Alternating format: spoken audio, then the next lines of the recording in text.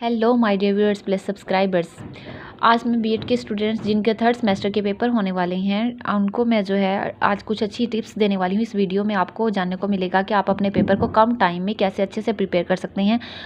वक्त की किल्लत है, आपकी डेट शीट जो आ चुकी है, 7 तारीख को आपका पहला पेपर है, तो आपने किस तरह से जो है इन थोड़े से दिनों में पेपर को कैसे प्रिपेयर करना है और उसको तरीक़ाकार क्या है कि किस तरह से अपने पेपर को तैयार किया जाए और इस कम वक्त में हम पूरी बुक को कैसे रीड करें, तो उसका आसान तरीका आज मैं इस वीडियो में आपको बताने वाली हूँ।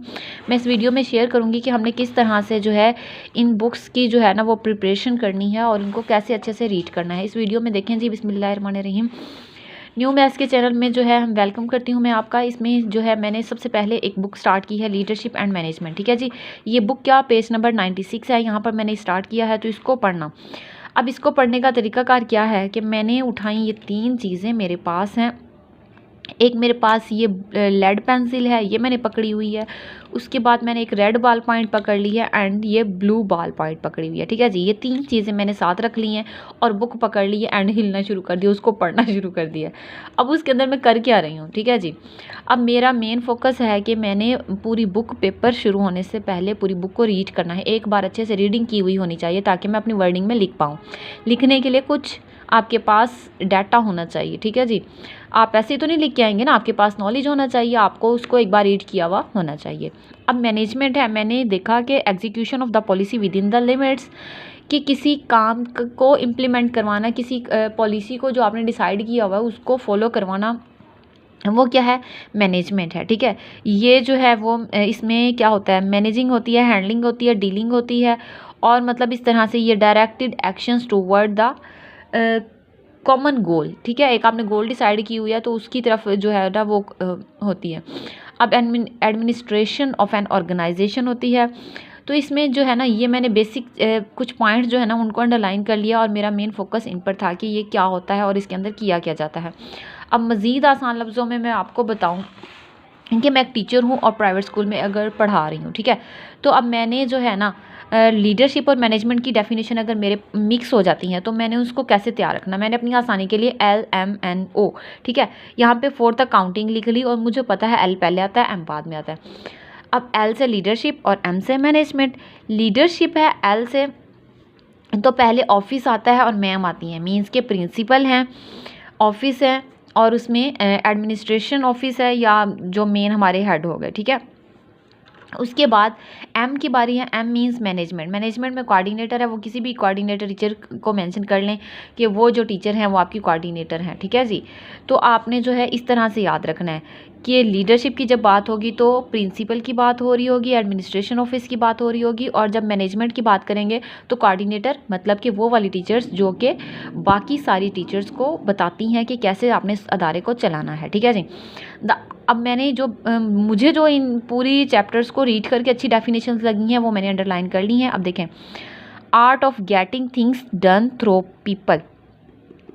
आपने क्या करना है, चीज़ों को हासिल करना है लोगों के ज़रिए। आपने कुछ गोल्स सेट किए हुए हैं, उनको हासिल करना है। इसमें थिंग्स का वर्ड है और जब यहाँ लीडरशिप की बात करूँ, leadership is the best defined getting the job done through people. लोगों के ज़रिए जॉब को हासिल करना, काम का निकलवाना। ठीक है। प्रिंसिपल ने बंदे रखे हुए हैं, उन्होंने जो है अपने अमला रखा हुआ है एक अदारे में, उसमें टीचिंग स्टाफ भी है, नॉन टीचिंग स्टाफ भी है और सारा अमला है जो भी है। ठीक है। उसमें उसने काम लेना है बंदों से, उसको पे करना है, तो वो क्या है, लीडरशिप है। ठीक है। और ये क्या है, ये मैनेजमेंट है, अदारे को चलाना। कौन चला रहा है, ऑर्डर इसी की तरफ से, मेन इसकी तरफ से एम्स आ रहे हैं, गोल्स आ रहे हैं, जो भी है ये जो है ना मैनेज कर रहा है चीज़ों को, तो इसके ऊपर काम का प्रेशर है। इस बंदे ने इसके हुक्म को फॉलो करवाना है और देखना है कि ये काम फॉलो हो रहा है, नहीं हो रहा, रूल्स रेगुलेशन जो भी उसने कहा। ठीक है। अब लीडरशिप के बारे में यहाँ उसने बताया है कि खुद को जानना और process of giving purpose, directions, लोगों को रास्ता दिखाना। और लीडरशिप जो है वो उसमें फॉलोअर्स होते हैं, वो अपना असर दिखाती है, अपना जो है अच्छा देर पा असर छोड़ती है, मतलब कि लोग उसको फॉलो करें, उसके फॉलोअर्स होते हैं। अब उसके बाद अब मैंने ब्लू लाइन से उसको अंडरलाइन किया हुआ है कुछ पॉइंट्स को। यहाँ पर देखें कि एक पर्सन है, पोजीशन है, कॉम्प्लेक्स मोरल है, लीडरशिप बिटवीन पीपल, ट्रस्ट होता है, इसमें कमिटमेंट होती है, शेयर विजन किए जाते हैं और इमोशंस होते हैं। लीडरशिप जो है ना वो पर्पसफुल होती है और डायरेक्शनल होती है, रास्ता दिखाती है और किसी मकसद के तहत चलती है। ये बिना एम के एमलेसली नहीं मूव कर सकती, ठीक है। अगर आपका कोई एम नहीं है तो आप जो है मूव नहीं कर सकते, मतलब कि तरक्की नहीं कर सकते, अपने अदारे को नहीं चला सकते। अब आपके पास मोबाइल हाथ में है और आपको अगर कोई वर्ड नहीं समझ आ रहा, आप उसके मीनिंग सर्च करके उर्दू में लिख लें। लीडरशिप बनाने वाला, क्या बनाने वाला? रूल्स। लीडरशिप क्या है? रूल्स बनाने वाला। मैनेजमेंट क्या है? रूल्स फॉलो करवाने वाला, ठीक है। मैंने अपनी आसानी के लिए इस तरह वर्डिंग में लिख लिया है लेड पेंसिल से। अब मुझे ये कभी भी नहीं भूलेंगी डेफिनेशन से, इनको मैं अपनी वर्डिंग में खुद भी बना सकती हूँ, ठीक है।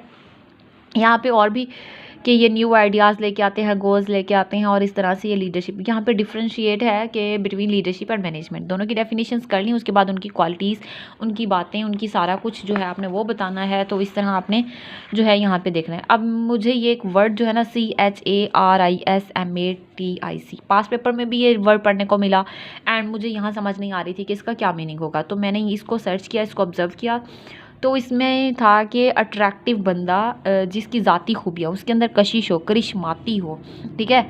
तो वो जो है ना उसके लिए ये वर्ड यूज़ हुआ है कि उसके फैंस होते हैं, वो वलवला अंगेज़ बात करता है, ठीक है। जैसे लीडर्स हैं, पॉलिटिशियंस में भी होता है, ठीक है।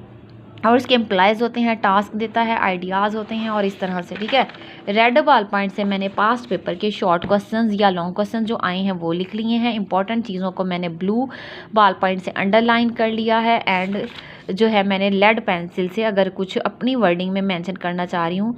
अब देखिए, मैं भी एक स्कूल में एज ए कोऑर्डिनेटर हूँ, तो मैंने एम से मैनेजमेंट, एम से मी से कोऑर्डिनेटर लिख दिया है, तो इस सेंस में। और ये जो है ना ये सारा पोर्शन भी इंपॉर्टेंट है एमसीक्यूज़ के लिए। ये लास्ट पॉइंट तो मोस्ट इंपॉर्टेंट है, POSDCRB, ठीक है। ये एब्रीविएशन सारी अपनी जो है ना वो अच्छे से प्रिपेयर कर लीजिएगा। Planning, organisation, staffing, directing, coordinating, reporting, budgeting, ठीक है। तो ये सारी सीक्वेंस है, इसी सीक्वेंस से आगे इस पूरे चैप्टर को एक्सप्लेन किया गया है। तो उसके बाद जो है ये देखें, ये सबऑर्डिनेट्स, ये वर्ड नहीं समझ आ रहा था तो मैंने इसको सर्च किया। इसका मतलब था मातहत, ठीक है। कोई किसी के अंडर काम कर रहा है तो वो उसके मातहत है, अंडर जो है ना वो काम हो रहा है, सही है। इस तरह से जो है आप यहाँ पे देख लें, यहाँ से काफ़ी अच्छे एमसीक्यूज़ भी जो है ना आपको लगेंगे कि वाकई ये आने हैं। फॉर्मेटिव, तश्कील देने वाला, फॉर्मेशन है ना, फॉर्मेट बनाना, और समेटिव, समेशन, समरी, खुलासा, ठीक है, इस तरह से, ठीक है जी। अब देखें यहाँ पे मैंने चैप्टर 3 है रिसोर्स मैनेजमेंट, यहाँ पे एक लॉन्ग क्वेश्चन लिख लिया कि explain the term resource management के 3 नंबर की डेफिनेशन है और रिमेनिंग उसकी एक्सप्लेनेशन डिटेल जो है ना वो बतानी है 7 नंबर का, वो टोटल मिला के 10 नंबर का ये लॉन्ग क्वेश्चन पेपर में आया हुआ है। डेफिनेशन यहाँ से यहाँ तक मैंने जो है ना इसको मैंशन कर दिया। एंड इसमें जो कुछ पॉइंट्स आ रहे थे ना रिसोर्स मैनेजमेंट में, देखें, man power, machine, material, money. मैंने M4 एक फार्मूला लिख लिया अपनी तरफ से, खुद से एक जो है ना हिंट रख लिया, यूँ समझ लें। तो मैंने MMM 4 टाइम ऑब्जर्व किया, मैन पावर, मनी, मटेरियल और मशीन, ये 4 बातें हैं रिसोर्स मैनेजमेंट, ठीक है, ज़राए हैं मैनेजमेंट में। तो M4 लिख लिया और ये 4 याद कर ली। तो इस तरह अगर आप पढ़ेंगे, इस तरह की दिल से स्टडी करेंगे तो आप ज़रूर कामयाब होंगे, आप जो है अच्छे मार्क्स भी हासिल कर सकते हैं। अगर आप जो है ना बस खाली हिलते जा रहे हैं, उसको रीड करी जा रहे हैं, अंदर कुछ जा नहीं रहा माइंड में, दिल से नहीं रीड कर रहे, तो फिर जो है ना आपके लिए मुश्किल होने वाली है। अगर आप सीरियस होकर ना प्रॉपर वे में पढ़ेंगे तो ही आपके लिए आसान होने वाला है।